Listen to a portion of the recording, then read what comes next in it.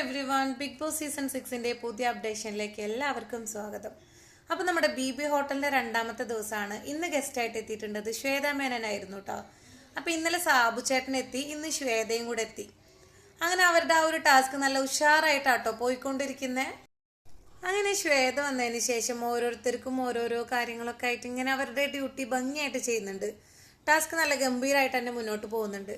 അതിൻ്റെ ഇടയ്ക്ക് നമ്മുടെ ഇന്നത്തെ റോബോ ആയിട്ടുണ്ടായിരുന്നത് നമ്മുടെ ജാസ്മിനായിരുന്നു. ജാസ്മിന് ശ്വേത ചെറിയൊരു പണി കൊടുത്തു. നമ്മുടെ ഹോട്ടലിൻ്റെ ഓണേഴ്സിന് എല്ലാവരുടെ അടുത്തും ലിവിങ് ഏരിയയിൽ വന്നിരിക്കാൻ പറഞ്ഞു. അപ്പം അങ്ങനെ ജാസ്മിൻ പോയി അവരെ വിളിച്ചു. ആരും തന്നെ വന്നില്ല. അപ്പോൾ ഗസ്റ്റിൻ്റെ അടുത്ത് വന്നിട്ട് പറഞ്ഞു, ഞാൻ വിളിച്ചിട്ട് ആരും വന്നിട്ടില്ല എന്ന് പറഞ്ഞപ്പോൾ നിങ്ങൾക്ക് ഫീലിങ്സ് ഒന്നും ഇല്ലാത്തതാണ്, അവരെന്തായാലും ഇവിടെ കൊണ്ടുവന്ന് ഇരുത്തണം എന്നൊക്കെ പറഞ്ഞിട്ട് രണ്ടാമതും പറഞ്ഞു.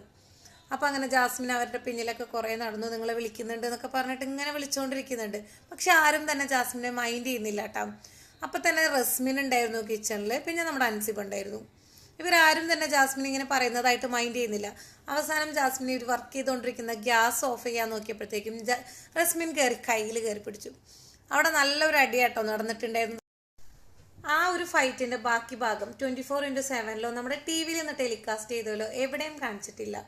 അത് മൊത്തത്തിൽ അങ്ങോട്ട് ബിഗ് ബോസ് മുക്കിയെടുത്തു എന്ന് തന്നെ പറയാട്ടാ. ജാസ്മിന്റെ തലയിലുണ്ടായിരുന്ന ആ റോബോയുടെ തൊപ്പി വരെ താഴെ വീണിട്ടുണ്ട്. അത്രയും പ്രഷറിലായിരുന്നു റസ്മിന്റെ ആ ഒരു തള്ളലൊക്കെ. ഇതിപ്പോ ജാസ്മിൻ റസ്മിൻ ഈ ഒരു കാര്യമായതുകൊണ്ടായിരിക്കും ഇങ്ങനെ സംഭവിച്ചത്. ഇതിന് പകരം അവിടെ ജിൻഡോയും വേറെ ആരെങ്കിലും ആണ് എന്നുണ്ടെങ്കിൽ, റസ്മിന്റെ സ്ഥാനത്ത് ജിൻഡോ ആണെന്നുണ്ടെങ്കിൽ എത്രയും പെട്ടെന്ന് തന്നെ എവിക്റ്റായി പോകേണ്ട ആ ഒരു അവസ്ഥയ്ക്ക് വരെ എത്തിയേനെ. നോറ കുത്തിവെച്ചിട്ടുള്ള വിഷം തീണ്ടിയിട്ടാണ് റസ്മിൻ ഇങ്ങനെ ആയിട്ടുള്ളത് എന്നുള്ള രീതിക്കായിരുന്നു ജാസ്മിൻ പറഞ്ഞുകൊണ്ടിരിക്കുന്നത്. അത് കേട്ടിട്ട് നോറയ്ക്ക് ഭയങ്കരമായിട്ട് ഫീൽ ചെയ്യലും ഞാൻ എന്ത് ചെയ്തു എന്നൊക്കെ ചോദിച്ചിട്ട് ഭയങ്കര ബഹളാക്കുക കേട്ടോ. അതിൻ്റെ ഇടയിൽ ജാസ്മിൻ പറയുന്നുണ്ട്, നീ മിണ്ടാണ്ടിരിക്കുന്നതാണ് നിനക്ക് നല്ലതെന്ന്. എല്ലാ ഫൈറ്റിൻ്റെ ഇടയിലും നോറയുടെ വായ അടുപ്പിക്കാൻ വേണ്ടിയിട്ട് ജാസ്മിൻ ഇതുപോലത്തെ ഓരോ ഡയലോഗ് പറയും. എന്താണ് അതിൻ്റെ സത്യാവസ്ഥയെന്ന് നമുക്ക് ആർക്കും തന്നെ അറിയില്ല. ഇവർക്കിടയിലുള്ള എന്തോ ഒരു സംഭവം പുറത്തേക്ക് വരണ്ട എന്ന് വിചാരിച്ചിട്ടായിരിക്കും, ജാസ്മിന്റെ കയ്യിൽ നിന്ന് അത് പോവണ്ട എന്ന് വിചാരിച്ചിട്ട് ജാസ്മിൻ ഇടയ്ക്കിടയ്ക്ക് നോറേനെ ഇങ്ങനെ വാൺ ചെയ്യുന്നുണ്ട്. എന്തായാലും നോറേനെ കീഴ്പ്പെടുത്താനുള്ള ഒരു ബോംബ് ജാസ്മിന്റെ കയ്യിൽ കൊണ്ട് നടക്കുന്നുണ്ട്. അത് ഈ ഒരു ഹൗസിൽ നിന്ന് പുറത്തേക്ക് പോകുന്നതിലും മുന്നേ പൊട്ടിക്കോ എന്നൊന്നും നമുക്കറിയില്ല, കണ്ടിരുന്ന് കാണാട്ടാ നമുക്ക്. സാബു ചേട്ടന്റെ അടുത്തും ശ്വേതയുടെ അടുത്തും നമ്മുടെ ജാസ്മിൻ പറയുന്നുണ്ട്, ഇത് റസ്മിൻ അല്ല വേറെ വല്ലവരാണെന്നുണ്ടെങ്കിൽ അവരെ വലിച്ചിട്ട് കീറിയായിരുന്നെന്ന്. അപ്പൊ ഇവർ ആ ഒരു ഫ്രണ്ട്ഷിപ്പ് അത്രയും സ്ട്രോങ് ആയതുകൊണ്ടാട്ടോ ജാസ്മിൻ ഇന്നൊന്നും വല്ലാണ്ട് പ്രതികരിക്കായിരുന്നത്.